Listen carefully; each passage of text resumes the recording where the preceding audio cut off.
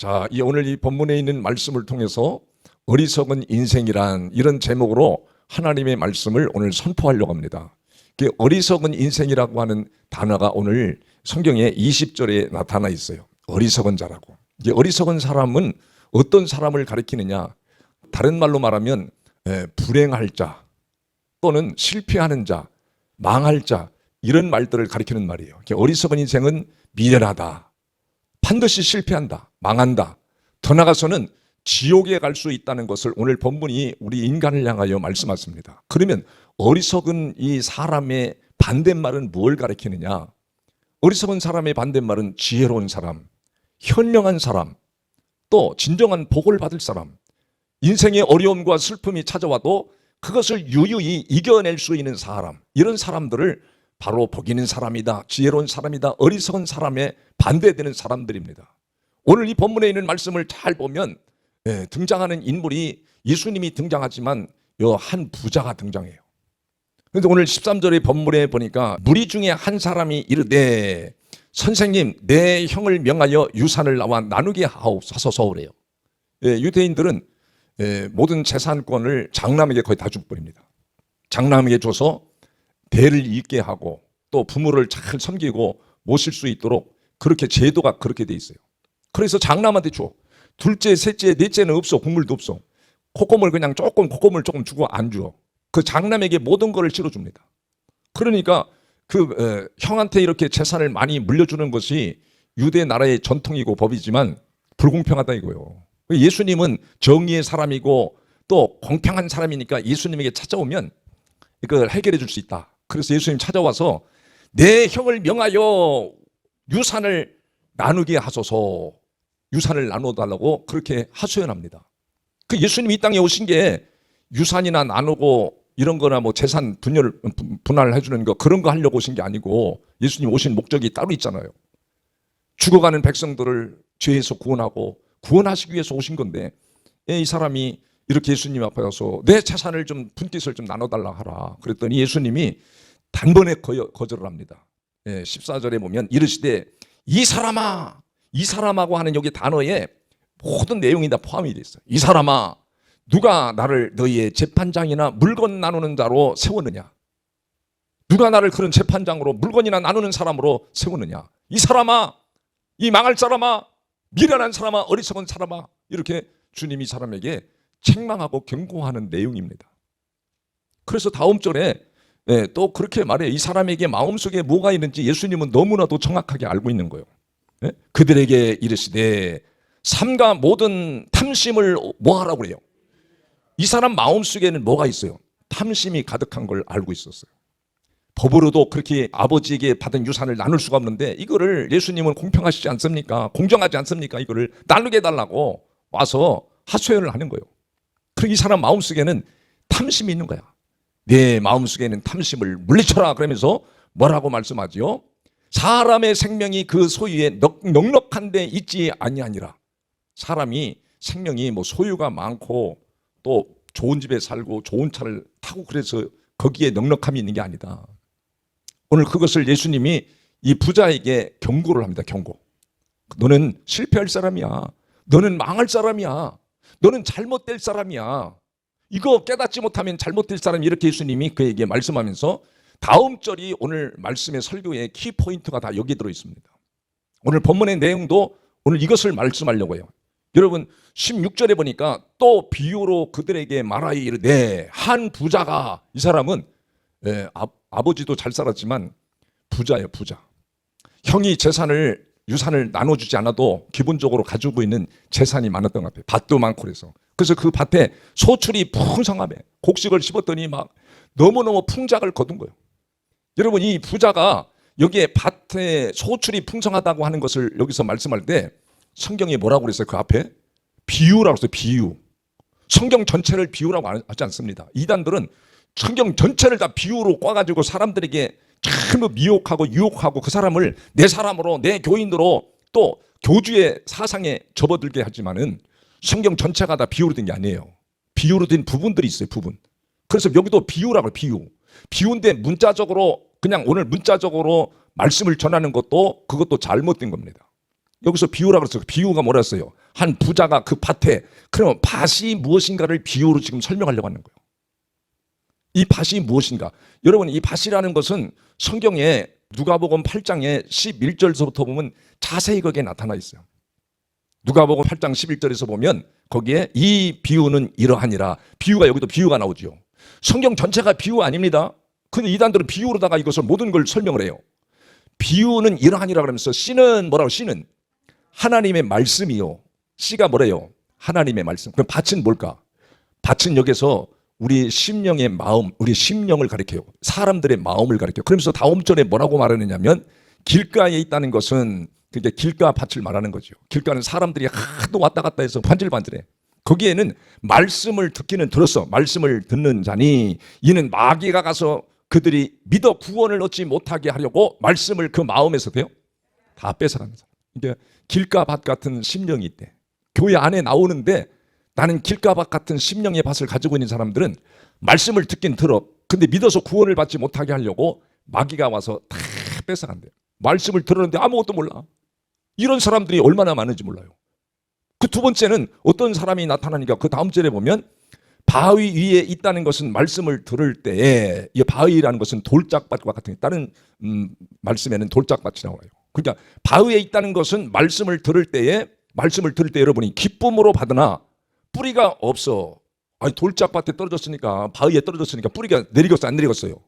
뿌리가 내릴 수가 없는 거예요. 그러니까 말씀을 들을 때 기쁨으로 받으나 뿌리가 없어. 잠깐 믿다가 조금이라도 어려운 일을 당하면 다 떠난대. 배신하고 떠나버린대. 이런 사람을 길가의 밭, 첫 번째는, 두 번째는 돌짝밭, 바위밭이라는 거예요. 세 번째는 어떤 사람이 등장하느냐면 가시떨기에 떨어졌다는 것은 말씀을 들은 자니, 말씀을 듣긴 들은 자이나 지내는 중에 여러분 인생, 살아가는 인생 동안에 자꾸 염려할 일이 생겨요. 염려가 생기고 재물에 대한 염려, 더 어떤 사람은 향락에 빠져가지고 기운이 막혀 온전히 결실해야 못해요. 결실하지 못하는 심령의 밭이 있더래.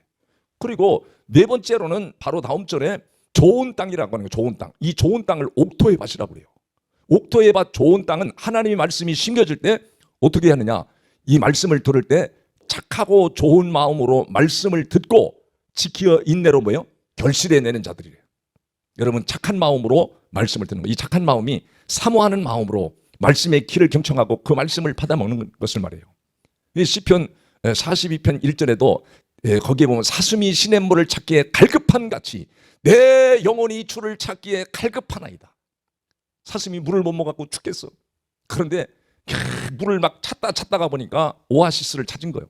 그러듯이 여러분이 착한 마음, 그런 마음이요. 그런 마음으로 말씀을 순수하게 좋은 마음으로 받아들일 때 반드시 그걸 지켜 결실하여 열매를 맺게 하신대.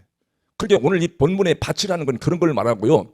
더 중요한 건 구약에서 어떻게 말하느냐면 이사야서 32장에 가서 보면 아주 중요한 말이 나타나요. 이사야서 32장에 한번 15절에 가서 한번 보겠습니다. 자, 여기 다 같이 시작. 마침내 위에서부터 영을 우리에게 부어주리니 광야가 아름다운 밭이 되며 아름다운 밭을 숲으로 여기게 되리라. 여러분, 마침내 위에서부터 뭐가 한대요? 영이라는 건 구약에서는 성령을 가리키기도 하지만 신약에서는 예수 그리스도 영이 여러분의 마음에 부어지는 사람. 바로 오늘 이 밭도 뭐 농사져 가지고 뭐 곡식을 풍성하게 걷어서 곡간에 자꾸 재물을 쌓고 음식을 쌓고 곡식을 쌓는 걸 말하려고 하는 게 아니라 여러분, 어떻게 해야 구원을 받느냐, 어떻게 여러분이 미련한 자가 되지 않고 어리석은 자가 되지 않고 지혜로운 자, 승리하는 자, 하나님이 함께해서 여러분이 축복을 받는 믿음의 주인공이 되느냐, 이걸 알려주려고 하는 거예요. 어떻게 하면 구원을 받을 수 있는가? 여러분, 하나님의 영이 여러분의 심령에 부어진다는 것은 신약적으로 말하면 예수님의 영이, 예수 그리스도가 우리 심령 가운데 부어지면 여러분, 광야 같은 마음이, 어둡고 착잡한 마음이, 세상 것 때문에 괴롭고 답답한 마음이 그리스도의 영이, 예수 그리스도의 영이 여러분의 심령에 부어지면 그 답답하고 광야 같은 마음이 빛으로 바뀌어지는 걸 말해요. 빛의 밭으로, 성령 충만한 밭으로 바뀌어지는 걸. 그래서 오늘 거기에 32장 15절에 잘 보면 놀랍습니다. 거기에 마침내 위로부터 영을 우리에게, 여러분에게 부어주시리니, 그러면 광야, 답답하고 아무것도 없어, 농사짓고 또 너무너무 괴로운 인생을 말하는 거예요. 광야가 뭘로 바뀌어? 아름다운 밭이 되며 아름다운 밭의 숲으로 여기게 될 것입니다. 여러분, 그리스도의 영이 여러분의 마음속에, 심령 속에, 심령의 밭에 부어지면 반드시 광야 같은 인생이라 할지라도 여러분, 예수 그리스도가 이 땅에 오신 것은 우리의 죄 문제를 해결해 주시고 예수님이 심판받으시고 그분을 믿는 사람들에게는 여러분의 마음을 빛의 세계로 옥토의 밭으로 바꿔주신다고 말씀하시는 거예요. 그래서 그 다음 절에 뭐라고 그랬는가? 다음 절에 그 설명을 해요. 다음 절에 또 그때에 정의가 광야에 거하며, 광야 같은 인생이라 할지라도 정의로운 사람들이 항상 있을 것이다. 공의가 아름다운 밭에 거하리라. 바로 예수 그리스도의 영이, 하나님의 영이 심령에 부어지면 광야에 거해도 정의가 나타나고 공의가 아름다운 밭에 거하리니. 그러면서 다음 절에 중요한 말씀을 증거합니다. 공의의 열매는 뭘로 나타나? 가정의 화평, 교회의 화평, 나라의 화평으로 나타나게 되고, 공의의 결과는 뭐라 그래요? 영원한 평안과 안전이라. 여러분, 너무너무 잘못된 사상을 가진 사람들이 너무 많잖아요. 사람을 속이고 사람을 죽이려고 의협하는 사람들하고 무언 협의를 맺어야 갖고 평화가 오는 게 아니에요. 평화가 오는 게 아니잖아요. 여러분, 예수 그리스도의 영이 우리에게 부어졌을 때 그 정의는 여러분의 삶의 현장에 광야에 있다 할지라도 아름다운 밭으로 변하게 하시고, 더 나아가서 여러분의 마음의 평안으로, 또 영원한 평안과 안전으로 하나님이 여러분의 가정을, 여러분의 삶의 현장을 보호하시고 축복하신다고 말씀하시는 말씀을 잘 믿으시기를 바랍니다. 그런 밭을 하나님이 말씀하는 거예요. 그런 밭에 영적인 소출이 풍성하게 하는데, 이 사람은 소출이, 땅의 것에 소출에 관심을 가졌어. 그래서 마음속에 뭐가 있어요? 탐심이 가득한 거예요. 여러분, 그 20절을 한번 봐. 20절. 거기에 놀라운 말씀이 기록되어 있습니다. 모든 물가에 씨를 뿌리고, 모든 물가에 씨, 이건 복음의 씨를 가리키는 거 아니에요. 씨를 뿌리고, 그러면 소와 나귀를 그리로 모으는 너희는 어떤 역사가 일어나?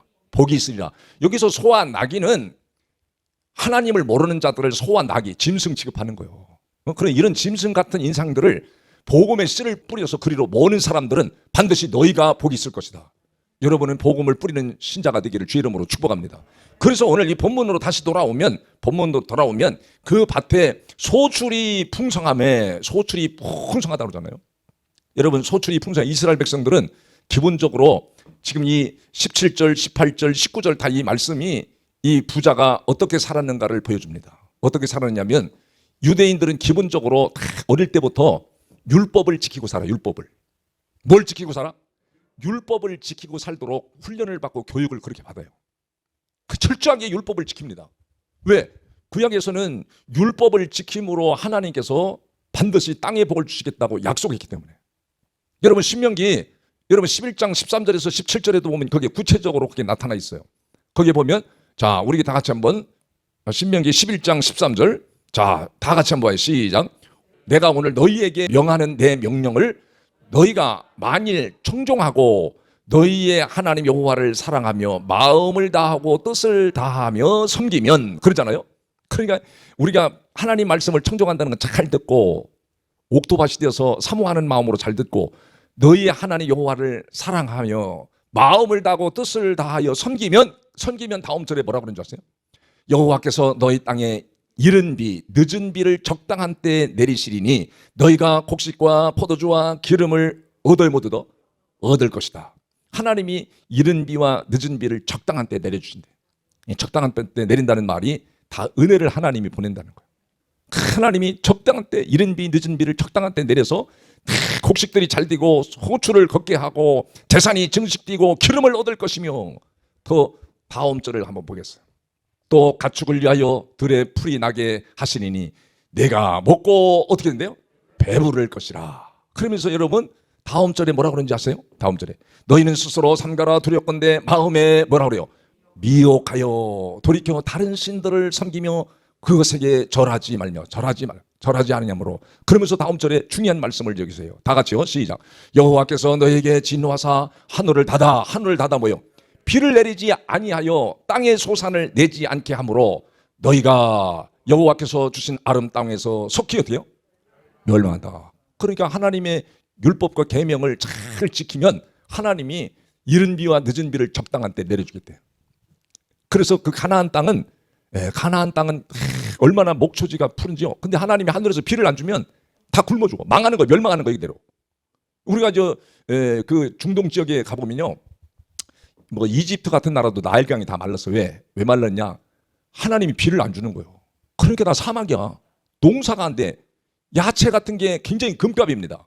나일강이 물이 말라가지고 예전에 물이 풍성할 때는 그 나일강에서 물을 끌어다가 농사를 짓고 그래서 굉장히 번성하고 번영했는데 하나님이 물을 안 줘, 비를 안 줘. 그래 다 사막으로 변했어. 비행기를 타고 하늘에서 창공에서 내려다보면 왜 이렇게 여름인데 저 더운 나라인데 눈이 저렇게 왔대. 그 내려서 보면 나무가 하나도 없어. 다 돌산이다, 돌산. 이 가나안 땅만 잡초가지고 푸르가 나무들이 푸르는 거예요. 근데 비를 안 주면 여기도 전부 다 멸망하는 거예요. 그러니까 하나님께서 기본적으로 이들이 뭘 가지고 살았어요? 율법을 갖고 사는 거예요. 율법을 지키고 또 이 유태인들에게는 사람의 계명까지 있어요. 성경에 이게 여러 구절에 나오는데 사람의 계명을 붙들고 살지요. 율법을 지키고 살지요. 그러니까 하나님이 하늘 문을 여시고 그들에게 이른 비와 늦은 비를 적당한 때 내려서 다 곡식이 잘 되게 만들어줬으니까 이 하나님의 은혜를 깨닫고 살아야 되는데 이들은 마음속에 율법을 가지고 사는 거예요. 어릴 때부터 여러분 이 누가복음 18장에서도 그 부자 청년이 예수님께 나와서 이 인간들은 전부 다 예수님을 나의 구세주로 영접하지 않고 선생님이라고 선생님. 오늘 여기도 부자가 그렇게 말합니다. 무리 중에 한 사람이 이르되 선생님 예수님 보고 선생님 내 형을 명하여 유산을 나와 나누게 하소서. 이렇게 율법을 지키고 율법을 따라 사는 사람들은 예수님을 다 선생님이라고 그래. 18장에서도 부자 청년이 돈이 굉장히 많은 거예요. 재산이 많아 부자요. 그래서 돈이 많은데도 마음이 갈급하고 괴롭고 허무하고 답답한 거예요. 그래서 예수님 찾아와서 예수님 어떻게 해야 내가 좀 영생의 복을 얻을 수 있을까 그랬더니 계명을 지켜라 했더니 계명을 다 얘기했더니 계명을 내가 다 지켰다. 어려서부터 지켰다고 나와. 어려서부터. 여러분 계명 사람의 계명을 다 어려서부터 내가 지켰다라고 그게 나와요. 18장에 가서 보면. 그러니까 어려서부터 철저히 계명을 지킨 거예요. 근데 이 부자도 철저히 율법을 지키고 계명을 지키고 규례를 지킨 거예요. 여러분 규례라는 것은 뭘 말하냐면 규례는 여러분 계명은 10계명 10가지 계명밖에 없어요. 안식일을 기억하여 거룩히 지키라. 출애굽기 20장 6절에 딱 그렇게 말을 하나 해놨어. 근데 이 안식일을 어떻게 지켜야 되는가 세부 사항을 전부 다 써놓은 게 신명기야. 그래서 613가지의 율법을 풀어서 세부 사항을 기록해 놓은 거예요. 그러니까 규례라는 것은 안식일을 어떻게 지켜야 되는가, 안식일을 지키는 규례에 대해서 안식일에는 아무것도 하지 말래. 아무것도 하지 말고 일도 하지 말고 장사도 하지 말고 아무것도 하지 말고 하나님과 교통하고 하나님께 예배드리고 더 좋은 일하고 쉬고 그렇게 하라고 다 규례로 해놓은 거예요. 그걸 규례라고 그래요. 규례. 그 이들은 하나님의 계명과 율법과 규례를 지킴으로 하나님이 그들에게 땅의 복을 줬어요. 근데 이들이 율법을 지켜서 구원받는 게 아니잖아요. 율법을 지켜도 반드시 하나님이 땅에 소출을 걷고 풍성한 열매를 얻을 수 있다는 걸 말해요. 그런데 오늘 본문에 나오는 이 등장하는 이 부자는 전부 다 율법을 지키고 사는 사람들은 잘 되면 잘 될수록 전부 다 자기 의의를 드러냅니다. 그래서 오늘 이 본문에도 지금 이 짧은 성경 구절에도 7번이나 다 내가 전부 그렇게 해요. 17절에도 심중에 생각하여 이르되 내가 곡식 쌓아 둘 곳이 없으니 어찌할까. 율법을 지키고 규례를 지키고 계명 사람의 계명을 붙들어도 하나님 이렇게 소출을 얻게 했는데 계명을 지키고 율법을 지켰다고 해서 지금 그가 구원받는 게 아니잖아요. 구원은 예수 그리스도를 믿어서 구원받잖아요. 그분을 내 안에 부어지고 내 심령 안에 오셨을 때 여러분이 구원이 이루어지기 시작하는 거예요. 근데 오늘 여기서도 그게 말하는 거예요. 내가 그러면서 18절에 또 이르되 내가 이렇게 하리라. 내 곳간에 전부 다 자기중심적 사상에 빠집니다. 그래서 자기 의를 드러내. 내 곳간을 헐고 더 크게 짓고 내 모든 곡식과 물건을 거기 쌓아두리라. 계속 재산을 증식하고 막. 그 다음 절에는 19절에 뭐라는 줄 아세요? 또 거기도 또 내가 내 영혼에게 이르되 영혼아 여러 해 쓸 물건을 많이 쌓아두었으니 편안히 쉬고 먹고 마시고 뭐죠? 즐거워하자. 여러분 우리가 이사야서 32장에 봤잖아요. 여러분 여기 사람이 편안히 쉬고 영원한 안전한 삶을 사는 것은 바로 그리스도의 영이 하나님의 영이 우리 심령 가운데 부어져야 되는데 그럼 이 사람들은 율법을 지켜서도 부유한 자가 되는데 내 영혼아 이제 여러 해 먹을 곡식과 재산을 쌓았으니 이제 편히 쉬고 먹고 놀자 이러는데 다음 절 20절에 하나님이 그렇게 예수님이 그렇게 말하는 거예요. 뭐라고 말하죠? 하나님은 이르시되 어리석은 자요 오늘 밤에 내 영혼을 도로 찾으리라. 오늘 밤 내 영혼을 찾는다고 어떻게 되는 거예요? 지옥 간다는 걸 말하는 거예요. 너 망한다. 너 어리석은 사람이다. 너 미련한 사람이다. 너 불쌍한 사람이다. 불행한 사람이다. 이걸 알려주려고 하는 거예요. 너는 반드시 네가 율법을 지키고 어릴 때부터 계명을 지키고 사람의 계명을 지키고 규례를 따라 살았다 할지라도 네가 세상적으로는 풍성한 곡식을 거두고 계속 재산을 증식하고 더 창고를 늘리고 해서 내 영혼아 여러 해 먹고 마시고 즐거울 것을 챙겨놨으니 이제 걱정이 없다 그러는데 바로 다음 절에 주님이 그렇게 말하는 거예요. 하나님이 이르시되 어리석은 자요 그러면서 뭐요? 오늘 내 영혼을 취해서 네가 지옥 가고 내가 죽어버리면 내가 가지고 있는 모든 재산은 네 것이 되겠느냐? 20장 그러잖아요. 내 영혼을 도로 찾으리니 그러면 내 준비한 것이 누구의 것이 되겠느냐 하셨으니 얼마나 중요한지 모르잖아요. 그래서 다음 절에 그렇게 말하는 거예요. 자기를 위하여 재물을 쌓아두고 하나님에 대하여 뭐하지 못한 자, 부여하지 못한 자가 이와 같으리라. 하나님에 대하여 부여하지 못한 자가 미련한 자다, 어리석은 자다, 반드시 실패할 자다.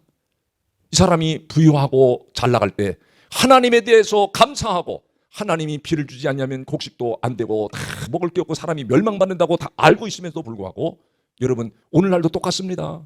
여러분 사람들이 내가 좀 여유롭고 잘 나갈 때 하나님의 은혜를 감사하지 않고 너무 감사합니다. 하나님 앞에 잘해야 되는데 하나님 앞에 내가 잘 나가고 내가 좋을 때 하나님 앞에 감사하고 하나님의 은혜를 고맙게 여기지 않는 거예요 사람들이.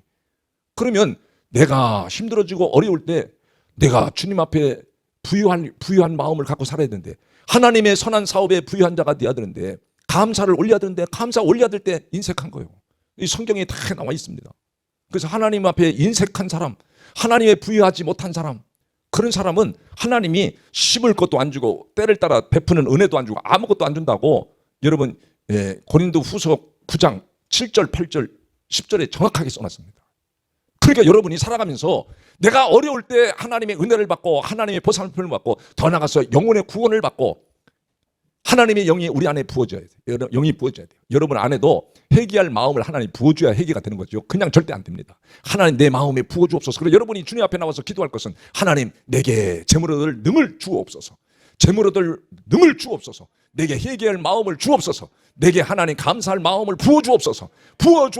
이 부어주실 때 그리스도의 영이 여러분에게 오셔서 여러분의 어두워진 마음, 인색한 마음, 여러분 쪼잔한 마음, 잘못된 마음, 미련한 마음들을 버리게 하시고 광명의 빛으로 확 비춰서 여러분 창공을 나른 것 같이 여러분의 삶에 어두워진 가정을 다 회복하고 공동체를 세우는 역사가 일어납니다. 이 사람이 다 내 중심으로 살아가잖아요. 내 중심으로 살아가니까 공동체를 세워야겠다는 마음이 없는 거예요. 여러분 복음이 들어간 사람은 가정 공동체를 세워요. 기본적으로 그런 마음이 있어요.